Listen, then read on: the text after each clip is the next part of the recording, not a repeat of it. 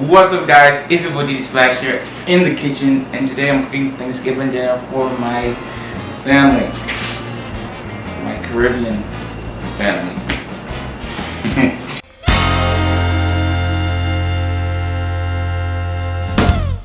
So guys, the menu: turkey, ham, mac and cheese. I want to do a roasted chicken. Why am I doing roasted chicken? Do I have turkey corn on the cob or regular corn? We'll see how that goes. I'm gonna do one cultural dish to blend in with this so they can accept it. So the cultural dish that I'll be doing is peas and rice. Now, how am I gonna explain this? Okay, peas and rice. What is peas and rice? A lot of you people and other Caribbean people may know rice and peas. Now, rice and peas is more of Southern Caribbean. Northern Caribbean, with us in the Bahamas, we eat peas and rice. Now, the difference between the two is that the rice and peas is more of a mellow, coconutty. It's just a complete different vibe from peas and rice. Sorry, but when you come to peas and rice now, it's a whole festival of different options. You have a lot of stuff inside of it. It's more oomph. It has more. It just has more. Peas and rice can have up to from 1 to 4 different variations of meat in it. So imagine jollof rice with a bunch of stuff in it, like peas. You're gonna have like salted pork, salted beef. Alright people, so the biggest thing on this list is the turkey. We're gonna get that out of our hair. That takes like 4 hours to bake. Okay, we're gonna get the turkey. Alright, so we have the bird here. So what I did with this bird, I soaked this overnight in here. I soaked it in water with salt, and I add some vinegar and lime juice to it. No one told me that turkey smells so bad and raw. This is my first Thanksgiving dinner actually. Fun fact, it not too long came out of the water. It still has this plastic thingy on it that holds it up. So we'll see how that goes. Alright, so what I'm gonna need now for this is the seasonings, and I'm gonna need the vegetables that I'm gonna stuff in it to give it that flavor. So see you guys in a few. This is the seasonings. This is 3 onions, 1 pluck or not clove, just the whole thing of garlic, 1 bell pepper. We're gonna use all of this, and we're just gonna stuff it and put it around this to get that flavor in. This is a big bird, so it needs all of that garlic and onion and stuff to give it flavor. We gotta season this bird out. Season all. Guys, the ancestors got me because I am measuring this. Your dish ain't complete without this. It's not complete without this. Why am I using such a big bowl for the seasonings? I don't know. Crushed red pepper. Give the turkey a little bit of heat, not too much. Some parsley. You always gotta put some parsley in it. Just makes sense that way. You have to put time and energy, naman. Good old black pepper. When the stick is peeling off your seasoning bottles, you know you be cooking. To make this a little bit more interesting, we're gonna add a little bit of Jamaican curry powder. A little bit, a dust. We're not making curry turkey. A dust. And we whisk it together. This is our seasoning. I don't think this is enough, but we'll see. If we need more, well, we're gonna do more. So now, what I forgot to do was to take this plastic thingy off. I don't know how to take this off, but we'll see.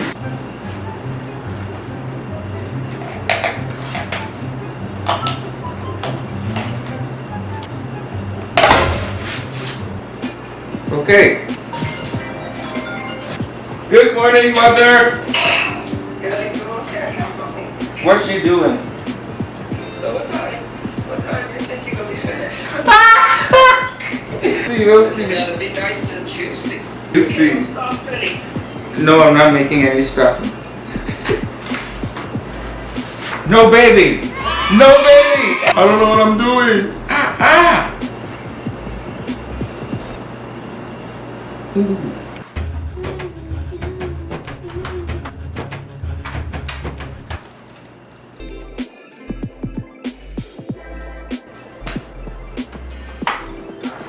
The wings, I'm gonna scorch it. I'm gonna scorch the wing.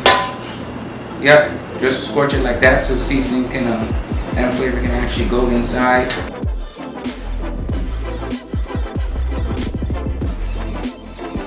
What I'm gonna do now, I'm gonna use the entire knife and chuck some holes going down inside. Hopefully the seasoning and the flavor, the butter and everything will be able to like seep into that.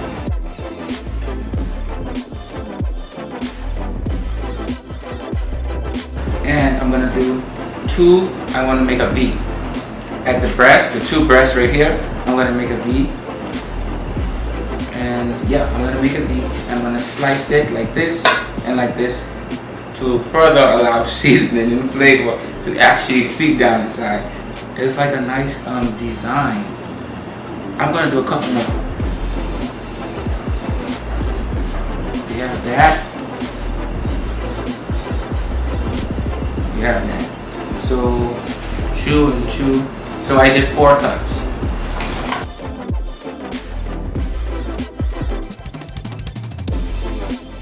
So you see, I did a bust down. I did a bust down on I did 4 sliced bust downs at the top on the breast, and I did 1 on each of the legs. Your turkey should not be restricted. It should be loose and droppy like so. See, you're supposed to be able to see everywhere. See, it's supposed to be slacking like that. You open up here, all you see is pink muscle, which is gonna be good with flavor once seasoning touches it.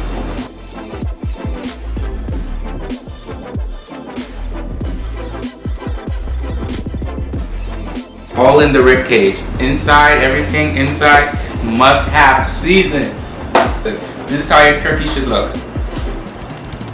This feels so weird. This is how your turkey should look. Alright guys, so yeah, I couldn't wait on you guys. If I waited on you guys, this was gonna get done. So as you can see, this is the turkey before it goes in the oven. Now this has been sitting down here for 30 minutes to an hour, I think, because I was doing these other stuff. While I was letting this sit, I was putting the noodles for the macaroni. I was putting it in the pot to get boiled. I boiled the ham, I'm boiling the noodles, I'm boiling the corn, and I'm boiling the organic, locally grown pigeon peas for the peas and rice. So I'm gonna put this in the oven now, and I'm gonna start cooking the mac and cheese. So guys, what I am doing now is adding in the ingredients for this mac and cheese. So as you can see, I'm adding in my carnation. What I put inside of this prior to the carnation was I put some chopped onions and bell peppers and celery and garlic and all that good stuff in here, so you can get that nice flavor. It smells really good so far. I add in a few teaspoons or tablespoons of seasoning in it.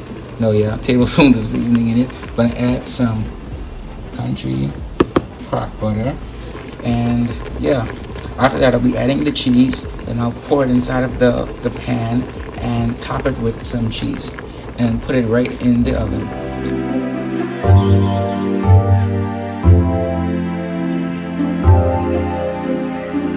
Hey guys, so I just took the turkey out of the oven. It has to go back inside. It's been for about an hour and 30 minutes, and it's kind of dry. I just took it out. I just took it out. It smells so good. I'm gonna tilt it. I'm tilting it right now, getting all that juice out. Just gonna pour it down and let the top of it that got dried out get rehydrated. It has to go in until the 3 to 4 hours is complete. I want to try to do 4 hours and 30 minutes because I want this bird to be really soft when my family bite into it. They were like, this turkey hot! This turkey hot! This turkey, why make this turkey so hot? So I'm trying to keep safe. I'm trying to stay safe. It's cooked properly and it gets cooked right through. So when they just get the knife and use the knife to fillet it, it just cuts like butter. This right here is the ham in its glory.